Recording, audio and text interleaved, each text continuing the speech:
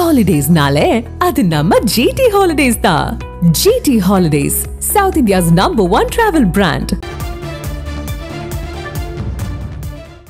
வங்கக்கடலில் நாளை குறைந்த காற்றழுத்த தாழ்வு பகுதி உருவாகக்கூடும் என இந்திய வானிலை ஆய்வு மையம் தகவலானது தெரிவித்திருக்கிறது. விவரங்களோடு இணைகிறார் நமது செய்தியாளர் தாயுமானவன். வணக்கம் தாயுமானவன். இந்திய வானிலை ஆய்வு மையத்தின் இந்த அறிவிப்பு தொடர்பான விவரங்கள். தெற்கு அந்தமான் மற்றும் அதனை ஒட்டிய பகுதிகளின் மேலே மேலடுக்கு காற்று சுழற்சி என்பது நிலவி வருகிறது.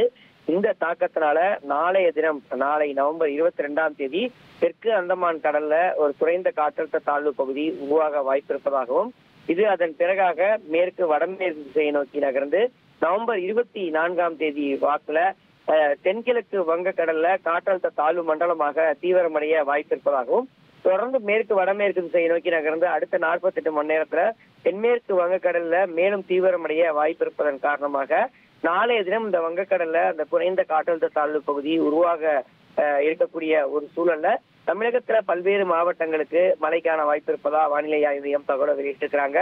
கடலூர், மயிலாடுதுறை, காரைக்கால், நாகை, திருவாரூர், தஞ்சாவூர், புதுக்கோட்டை, சிவகங்கை, ராமநாதபுரம், தூத்துக்குடி, திருநெல்வேலி, கன்னியாகுமரி உள்ளிட்ட மாவட்டங்களுக்கு நாளைய தினம் பார்த்தோம் என்றால் பரவலாக கனமழை பெய்ய வாய்ப்பு இருப்பதா வானிலை ஆய்வு மையம் தகவல் வெளியிட்டிருக்கிறாங்க. தமிழகத்துல வடகிழக்கு பருவமழை மேலும் அடுத்த சில நாட்களுக்கு தீவிரமடைய வாய்ப்பு இருப்பதா வானிலை ஆய்வு மையம் தகவலை வெளியிட்டிருப்பது குறிப்பிடத்தக்கது. உங்கள் விவரங்களுக்கு நன்றி Thayumanavan. Holidays-nale, adu namma GT Holidays da. GT Holidays, South India's #1 travel brand.